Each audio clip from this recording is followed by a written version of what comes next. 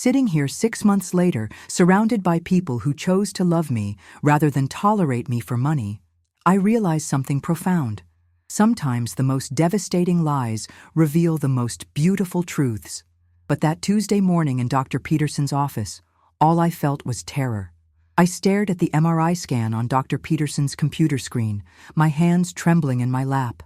At 65, I'd been healthy as a horse my entire life. 3 divorces, raising Rebecca alone, building my interior design business from nothing. I'd survived it all. But this shadow on my brain scan looked different than anything I'd conquered before. "Mrs. Mitchell, I need you to understand," Dr. Peterson said gently. "These results are concerning. We need more tests, but I want you to prepare for the possibility that this could be serious." The word serious echoed in the sterile room. After everything I'd overcome, my cheating ex-husband, the custody battles, working 3 jobs to put Rebecca through college, was this how my story would end? That afternoon, sitting in my cozy apartment at Sunset Vista Retirement Community, I dialed Rebecca's number with shaking fingers. My daughter lived 20 minutes away in Phoenix, but we'd barely spoken since her wedding 6 months ago, ever since I'd refused to co-sign a $300,000 loan for her McMansion.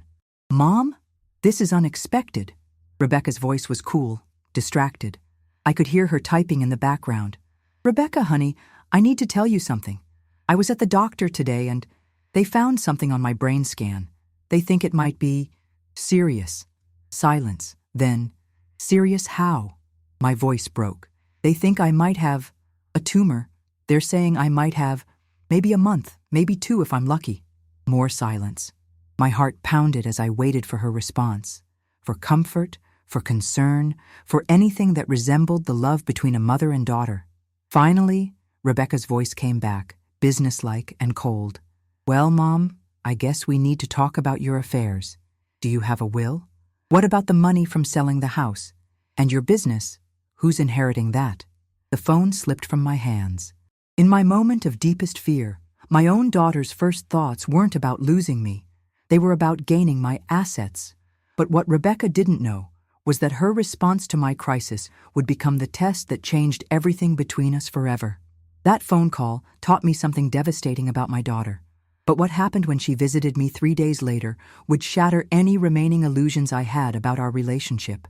Rebecca arrived at Sunset Vista Retirement Community exactly on time, not to comfort her dying mother, but for what she called our practical conversation. She walked into my apartment carrying a manila folder and her phone, already calculating. At 40, Rebecca had grown into everything I'd tried not to raise her to be: entitled, materialistic, and emotionally cold. Her marriage to Brad had only amplified these traits, especially after they'd started trying to live beyond their considerable means. "Okay, Mom," Rebecca said, settling onto my sofa without even a hug. "I've been thinking about your situation, and we need to be realistic here." She opened her folder with the efficiency of a tax attorney. "First, the house you sold last year, that was $650,000, right? Where is that money now? Second, your interior design business. I'll need to contact your clients and let them know about the transition. Third, your apartment here costs $3,200 a month. If you only have weeks left, that's just wasteful spending." I stared at my daughter in shock. "Rebecca, I just told you I might be dying." "I know, Mom, and I'm sorry about that, but I'm trying to be practical here. You've always said I needed to be more responsible about money. Well, this is me being responsible." She clicked her pen. "Have you thought about moving to a cheaper place? Maybe one of those basic nursing homes? It would save thousands." My heart broke a little more with each word. "Honey, this is my home. These people here are my friends." "Mom, you can't afford sentiment right now. Brad and I have been looking at houses, and frankly, we could really use some financial help. The kids need college funds. We've got the mortgage." She trailed off, then looked directly at me. "I'm just saying, if this money is going to me anyway, maybe it makes more sense to do some of the transfers now, for tax purposes." As I listened to my daughter coldly calculating the financial benefits of my death, something crystallized in my mind. This wasn't grief talking, or shock, or even poor timing. This was who Rebecca really was, and who she'd become without my constant protection and excuses. "You know what, Rebecca?" I said quietly. You're absolutely right. We do need to be practical. Her face lit up. Great! So you'll think about the nursing home option? Oh, I'll do more than think about it. I pulled out my phone and started typing. I'm going to make some very practical decisions about my remaining time. But what Rebecca didn't realize was that my next practical decision would be to find out exactly who she really was when she thought no one was watching. And what I discovered would change both our lives forever. That night, I sat in my apartment overlooking the desert mountains and made a decision that would have seemed impossible to the old Barbara, the one who always made excuses for Rebecca's selfishness, who always believed that deep down, my daughter loved me. I was going to find out the truth. The next morning, I called Rebecca with my decision. My voice was weak, defeated, exactly the tone she expected from a dying woman. Honey, you were right yesterday. I need to be practical. I've decided to start putting my affairs in order. Maybe start giving you some things early, like you suggested. The eagerness in her voice was unmistakable. Oh, Mom, that's so smart of you. Really, it's the responsible thing to do. Over the next week, I began what Rebecca thought was my preparation for death, but what was actually an elaborate test of her character. I told her I was too weak to handle my own affairs and needed her help with everything. I'm having trouble with technology, honey, I lied to Rebecca. Could you help me with my online banking? I want to make sure you can access everything when the time comes. She was at my apartment within an hour. I watched in fascination as Rebecca's fingers flew over my laptop, taking screenshots of account balances, noting down passwords. When she thought I wasn't looking, I caught her calculating numbers on her phone. Mom, I had no idea you had this much in your investment accounts, she said, trying to sound casual. This is really good. I mean, for security, for me and the kids. Then I played my ace card. Rebecca, there's something else. I've been thinking about that house you and Brad wanted. Maybe we should talk about me helping with that down payment. Before, her transformation was instant and complete. Suddenly, I wasn't a burden anymore. I was an opportunity. I began reporting symptoms I didn't have, canceling activities I enjoyed, and acting increasingly frail whenever Rebecca visited. The more sick I became, the more attentive she grew, but only about financial matters. Mom, you seem really tired today, she'd say with practiced concern. Maybe we should update your will while you're still, thinking clearly. She brought legal documents. She suggested simplifying my accounts by adding her name. She even had the audacity to measure my furniture for estate planning purposes.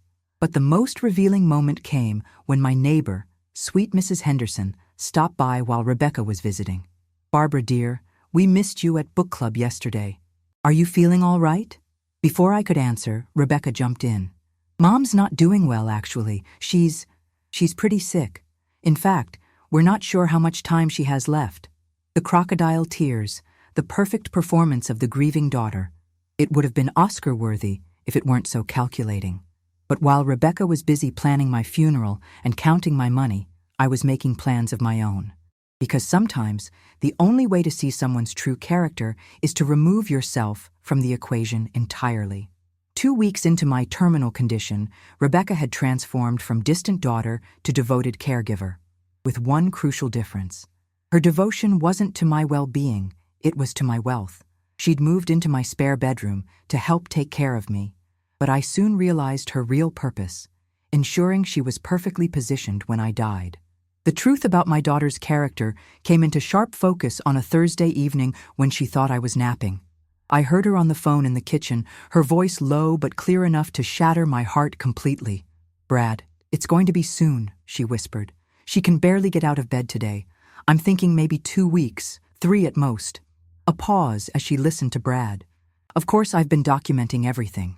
I've got photos of all her jewelry, screenshots of her accounts, and I've been keeping a list of everything valuable in the apartment. The antique furniture alone is worth at least 50 grand. My blood ran cold as she continued. No, she doesn't suspect anything. She's so grateful for the help. Yesterday she signed those bank authorization forms without even reading them. And get this, she's actually apologizing to me for being such a burden. It's almost too easy. Another pause. The funeral? Brad, that's the beauty of it. She specifically said she wants cremation and no service. Do you know how much money that saves us? We're talking about maybe 2,000 total instead of 15 or 20. More money for the house. I had to grip the doorframe to keep from falling. Listen, I've been thinking about the apartment lease. It runs through next year, but there's a death clause. We could be out by the end of the month after she... You know. Then we can start liquidating everything immediately. The final blow came next. You asked if I feel bad about this? Brad, she's dying anyway. All I'm doing is making sure our family benefits instead of some random charity. She should be thanking me for taking such good care of her affairs. I slipped back to my bedroom, my hands shaking with more than fake illness. This was my daughter, the child I'd sacrificed everything for, worked multiple jobs to support, defended against everyone who called her spoiled and selfish. But they'd been right all along. Rebecca wasn't just planning for my death, she was celebrating it. She'd calculated the financial benefits down to the funeral costs. She'd been taking inventory of my belongings like she was appraising a house for sale. Worst of all, she felt entitled to it. In her mind, I should be grateful for her help in dying efficiently and profitably. That night, lying in bed listening to Rebecca watching TV in my living room, eating my food, using my Wi-Fi to research how to liquidate my assets, I made a decision that would change both our lives forever. But while Rebecca was busy calculating the value of my death, she'd made one crucial miscalculation. She'd assumed that a dying woman would be too weak to fight back. She was about to learn how wrong she was, because the next morning I was going to give my daughter exactly what she'd been asking for, and watch her world crumble when she realized the price of her greed. Friday morning, I woke up before dawn with crystal clarity about what needed to happen. For 3 weeks, I'd played the role of dying mother while my daughter auditioned for the role of grieving heiress. It was time for the final act. I dressed carefully, not in the sloppy clothes I'd been wearing for my illness, but in my best navy blazer and pearl earrings. I styled my hair and put on lipstick. When I looked in the mirror, I saw the woman I really was. Strong, healthy, and absolutely done with my daughter's betrayal. Rebecca was in my kitchen, making coffee and scrolling through real estate listings on her phone, probably spending my inheritance before I was even dead. She looked up when I entered, and her face registered confusion at my appearance. "Mom? You look different today. Are you feeling better?" "Rebecca," I said, my voice steady and strong. "Sit down. We need to talk." She set down her coffee, suddenly alert. "What's wrong? Are you having more symptoms? Should I call the doctor?" Actually, that's exactly what I did yesterday. I called Dr. Peterson. I sat across from her at my dining table, the same table where she'd calculated my worth 3 weeks ago. I told him about my symptoms, and he was very concerned enough to rush my blood work and order an emergency follow-up MRI. Rebecca leaned forward, her face the perfect picture of worried daughter. And the results were illuminating. I pulled out a manila folder, just like the one she'd brought to discuss my money. It turns out, Rebecca, that I'm not dying. In fact, I'm in perfect health. The color drained from her face. What do you mean?" "I mean there is no tumor. There never was. The shadow on my original scan was a technical error, a double exposure. Dr. Peterson called it a radiology artifact. I'm going to live a long, long time." For a moment, Rebecca just stared at me. Then, slowly, her expression shifted from shock to confusion to something that looked almost like disappointment. But you said, the doctors said. I said what I thought was true based on preliminary results, but now I know the truth. And more importantly, I know your truth. I opened my folder and spread out printed screenshots across the table. Rebecca's eyes widened as she recognized her own text messages, her calculations, her real estate searches. You see, Rebecca, while I was dying, I was also learning. I installed a little app on my laptop that backs up everything to the cloud, including all those screenshots you took of my bank accounts, including your search history for how to liquidate estate quickly and avoiding probate Arizona. She opened her mouth to speak, but I held up my hand. I also recorded our conversations, including the one where you told Brad that my death would be almost too easy and that I should be thanking you for managing my assets so efficiently. Rebecca's face went white, then red, then white again. "Mom, you don't understand. I was just trying to help." "Help? Rebecca, you measured my furniture for resale value. You researched the cheapest possible funeral. You calculated how quickly you could break my lease after I died. My voice was rising now, 3 weeks of suppressed fury finally breaking free. You weren't helping me die with dignity. You were helping yourself profit from my death. As the reality of the situation sank in, I watched my daughter's mask slip completely. The loving, concerned caregiver disappeared, replaced by the angry, entitled woman I'd been enabling for 40 years. "This is insane," she snapped. "You lied to me. You made me think you were dying." "I told you what I believed was true at the time, but your response to my crisis showed me everything I needed to know about who you really are."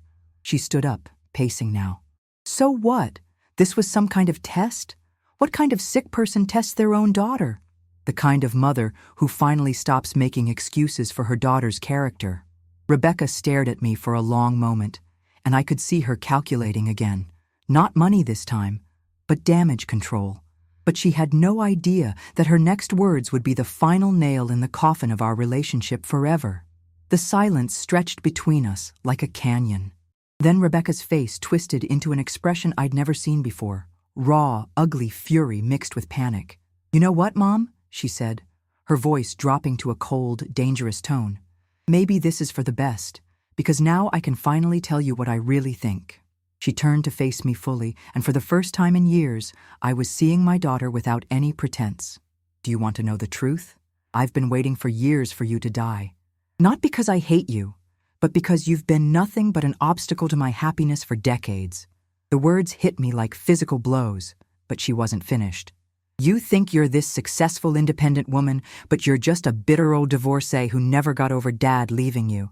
You've spent my entire adult life judging my choices, criticizing my husband, making me feel guilty for wanting nice things." I sat there, stunned, as 40 years of resentment poured out of her. "And you know what the worst part is? You act like you did all this stuff for me, working those jobs, supporting me through college. But that was your choice, Mom. I never asked you to sacrifice anything. I never asked you to be a martyr." "Rebecca." "No, I'm not done." She was pacing now, gesticulating wildly. "You want to know why I don't visit? Why I don't call?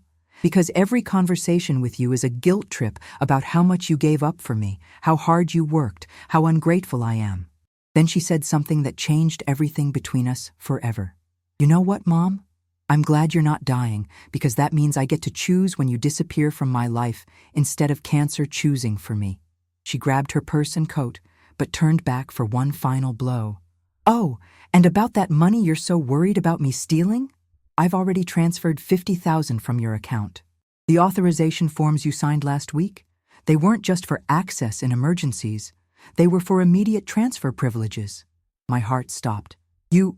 what?" "I moved 50 grand to cover medical expenses and caregiving costs. All perfectly legal since you signed the papers." She smiled coldly. "Consider it payment for the last 3 weeks of pretending to care about your dying mother." She headed for the door, then paused. "By the way, I already put a deposit down on that house. Thanks for the down payment, Mom. At least your fake death will do some good for your grandchildren." As the door slammed behind her, I sat in the sudden silence of my apartment, processing what had just happened. My daughter hadn't just stolen my money. She'd revealed that everything I'd believed about our relationship was a lie. But instead of despair, I felt something unexpected. Relief. For 40 years, I'd made excuses for Rebecca's behavior.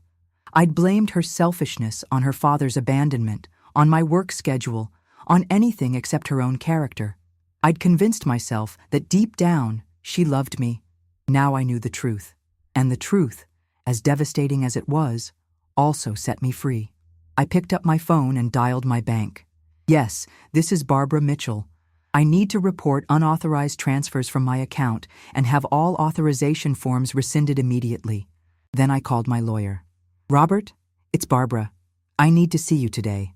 My daughter just committed bank fraud and I want to know my options." Finally, I called Dr. Peterson's office. "Hi, this is Barbara Mitchell. I need to schedule a mental health evaluation. Not for me, but for documentation purposes. Someone is going to claim I'm incompetent to manage my affairs, and I want professional evidence to the contrary." As I hung up the phone, I looked around my beautiful apartment at Sunset Vista, my home, my sanctuary. my community. Rebecca thought she'd won by taking my money and telling me her truth. She had no idea that her betrayal had just freed me to become more powerful than she ever imagined. By Monday morning, I had assembled what my lawyer Robert called a masterpiece of evidence. 3 weeks of recorded conversations, documented financial fraud, and a psychological evaluation that proved I was completely competent to manage my affairs. "Barbara," Robert said, reviewing the files, "your daughter didn't just commit fraud. She committed elder financial abuse. That's a felony in Arizona with serious penalties." But the legal response was just the beginning. The bank had already frozen the transferred funds and launched an investigation. Rebecca's perfectly legal transfers were actually textbook fraud since they were obtained through deception about my mental state. "The beautiful thing," Robert explained, "is that she documented her own crimes. These text messages about managing your assets efficiently while you were dying show clear intent to defraud." While the legal wheels turned, I turned my attention to Rebecca's social world. My daughter had always been obsessed with image and status, particularly in her upscale neighborhood and among Brad's work colleagues. I started making calls. "Hello, this is Barbara Mitchell, Rebecca's mother. I wanted to personally thank you for the beautiful flowers you sent during my recent health scare. It's so wonderful to know Rebecca has such caring friends who were so concerned about my terminal illness." The confusion in their voices was palpable. "Terminal illness? But Rebecca said you were just having some routine tests." "Oh my," I'd respond with perfect innocence. "I think there may have been some miscommunication. Rebecca was telling people I was dying of a brain tumor. I'm perfectly healthy, thankfully. How strange that there would be such different stories." I called her book club, her neighbors, Brad's office manager, even the real estate agent handling their house purchase. The house purchase was particularly satisfying to address. Rebecca had used my stolen money for the deposit and told the sellers she had inherited funds from her dying mother. One phone call to their real estate agent cleared that up quickly. "Hi, this is Barbara Mitchell. I understand my daughter used my name regarding an inheritance for your property purchase. I wanted to clarify that I'm very much alive, and those funds were obtained through fraud. You might want to check on the legitimacy of that deposit." By Wednesday, Rebecca's dream house deal had fallen through. By Thursday, 3 different neighbors had asked Brad uncomfortable questions about his wife's confusion regarding her mother's health. By Friday, Rebecca's perfect life was starting to crack. But I was just getting started. Rebecca thought she could steal from me and disappear back to her life without consequences. She was about to learn that you don't betray a woman who built a business from nothing and expect to walk away unscathed. Rebecca called me on Saturday morning, her voice shaking with rage. "What the hell do you think you're doing, Mom? I just got off the phone with my real estate agent, and apparently half my neighborhood thinks I've been lying about your health." "I haven't lied about anything, Rebecca. I've simply been clarifying the truth with people who were misled about my condition." "This is insane. You're trying to ruin my life." "No, honey. You did that yourself when you decided to steal from your dying mother and brag about it to your husband." The silence on the line was deafening. "I know about the house deposit, Rebecca. I know about the bank transfers.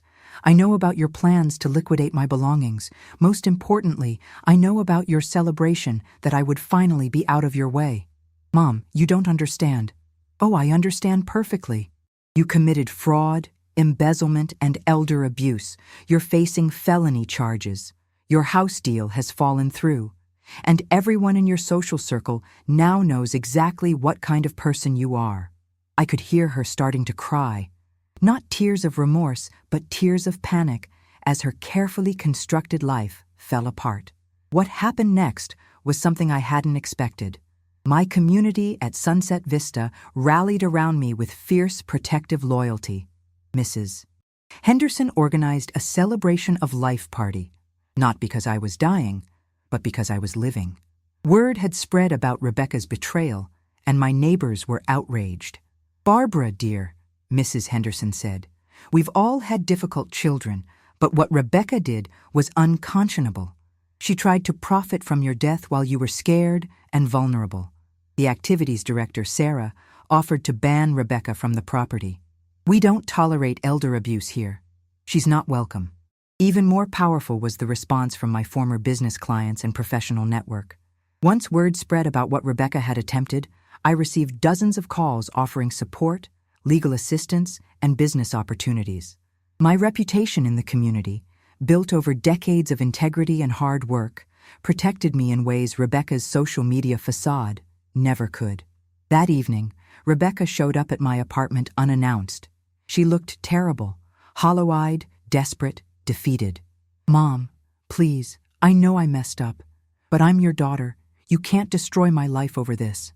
I looked at her standing in my doorway. This woman who had raised herself to believe that being my daughter entitled her to my assets and forgiveness regardless of her actions. "Rebecca, you're absolutely right. I can't destroy your life over this." Her face flooded with relief until I continued, "Because you already destroyed it yourself. I'm just making sure everyone knows what you did." The legal consequences for Rebecca were swift and comprehensive. The district attorney was particularly interested in her case because elder financial abuse had become a serious problem in Arizona's retirement communities. Rebecca pled guilty to felony fraud and was sentenced to 18 months in prison, 5 years probation, and full restitution, which included not just the money she stole, but legal fees and damages. But the legal consequences were just the beginning of her troubles. Brad filed for divorce within 2 months, citing the financial fraud and the embarrassment of Rebecca's crimes. In their custody battle, her criminal record became a major factor in limiting her parental rights. The house they'd been trying to buy became impossible to purchase, not just because of the lost deposit, but because Rebecca's criminal record made her unemployable in her previous profession and destroyed their credit rating. Perhaps most devastating for Rebecca was her complete social isolation. The woman who had lived for status and appearances found herself persona non grata in every circle that had once mattered to her. Her children's school friends' parents avoided her. Her former neighbors crossed the street when they saw her. The book club, tennis club, and charity organizations she'd belonged to quietly removed her from their membership rolls. Rebecca had built her entire identity around image and status. When those crumbled, she had nothing left, because she'd never developed genuine relationships or real character. The irony wasn't lost on me. In trying to secure her financial future through my death, Rebecca had destroyed her actual future through her own greed. Meanwhile, my life flourished in ways I never expected. The trauma of Rebecca's betrayal, once I'd processed it with a wonderful therapist, freed me from 40 years of guilt and obligation. I restarted my interior design business, working specifically with retirement communities.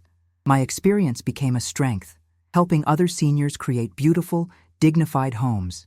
I started dating again for the first time in 15 years. My friend Harold from the community center turned out to be wonderful company, and we began spending time together without any pressure or expectations. Most importantly, I built relationships based on mutual respect and genuine affection rather than obligation. My friendships at Sunset Vista deepened. I became a mentor to younger women dealing with difficult adult children. The most profound change was internal. I stopped protecting people from the consequences of their choices. I stopped making excuses for behavior that was inexcusable. I stopped sacrificing my well-being for people who saw me as an obstacle to their happiness. But the biggest surprise was still coming, because sometimes, when you stop chasing people who don't value you, you discover who actually does. As I sit here in my beautiful apartment at Sunset Vista, preparing dinner for Harold and our Friday night bridge group, I can honestly say that Rebecca's betrayal was the best thing that ever happened to me. That sounds shocking, I know. How can I call my daughter's attempt to profit from my death a blessing?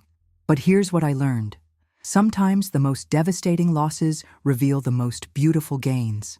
When Rebecca disappeared from my life, first to prison, then to rebuild her shattered existence somewhere across town, she left behind a vacuum that was quickly filled by genuine love, respect, and appreciation. Harold brings me coffee every morning and listens to my stories without calculating their financial value. My neighbor Mrs. Henderson checks on me because she cares, not because she wants something. My business clients respect my expertise and pay for my services because they value what I offer. These relationships are based on mutual choice rather than obligation. Nobody in my current life sees me as a burden, an ATM, or an obstacle to their happiness. The fake terminal diagnosis taught me more about life than 40 years of real living had. Here's what I learned. First, people's true character emerges in crisis. When I thought I was dying, Rebecca immediately focused on my money. When my friends thought I was dying, they focused on my comfort and their grief at losing me. Crisis doesn't build character. It reveals it. Second, you teach people how to treat you. For decades, I'd accepted Rebecca's selfishness, made excuses for her coldness, and prioritized her wants over my needs. I taught her that my love was unconditional, while hers could be transactional. I trained her to see me as a resource rather than a person. Third, sometimes love means letting go. The hardest truth I learned was that you can't love someone into being a better person. You can't sacrifice enough, give enough, or forgive enough to transform someone who doesn't want to change. Real love sometimes means stepping back and letting people face the consequences of their choices. Fourth, your worth isn't determined by who needs you. I'd spent years defining my value by how much Rebecca needed my support, my money, my constant availability. When I stopped being useful to her, I discovered I was valuable to many other people for entirely different reasons. Finally, it's never too late to start over. At 65, I rebuilt my business, my social life, my romantic life, and my sense of self-worth. The woman I'd been, constantly anxious about Rebecca's approval, always walking on eggshells around her moods, was gone forever. In her place stood someone I actually liked. Rebecca and I haven't spoken in 4 months. She's out of prison now, working part-time at a retail job, living in a small apartment across town. I hear updates occasionally through mutual acquaintances, but I no longer feel responsible for her happiness or success. My will has been rewritten. My estate will go to several charities focused on elder abuse prevention and to a scholarship fund for women starting over after divorce. Rebecca won't inherit a penny, not out of spite, but because money was the only thing about me she ever valued. My grandchildren, now teenagers, have begun reaching out independently. They're old enough to understand that sometimes parents make terrible choices and they don't want to lose their grandmother because of their mother's mistakes. We're building a relationship based on honesty rather than obligation. If I could go back and change things, prevent Rebecca's betrayal, maintain our relationship, avoid the pain of that discovery, I wouldn't. Because that pain led to wisdom I couldn't have gained any other way. I learned that some scars come from surgery, not injury. Sometimes you have to cut away what's infected to save what's healthy. Sometimes the most loving thing you can do is refuse to enable someone's worst instincts. Rebecca gave me the gift of seeing clearly. She taught me the difference between being needed and being valued. She showed me that family is about choice, not just blood. My scars from that betrayal have become my greatest source of strength. They remind me daily that I survived the worst thing I thought could happen, losing my daughter's love, and discovered it had been conditional all along. Now I'm surrounded by unconditional love from people who chose me, and I chose them back. That's not a consolation prize, that's the jackpot. Sometimes the most devastating lies reveal the most beautiful truths. And sometimes learning you're not dying is just the beginning of learning how to live.